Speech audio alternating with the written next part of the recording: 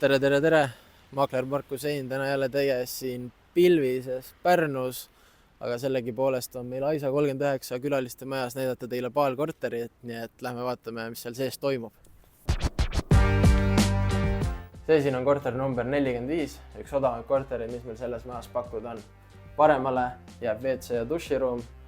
Siin on sul võimalus peale pikka pidutsemist Pärnus pea padjale panna ja puhata ning 4,8 ruutmeetrisel rõdul väike kohv enne randa teha. Korter ise maksab 70 000 eurot ja on 18,8 ruutmeetrit.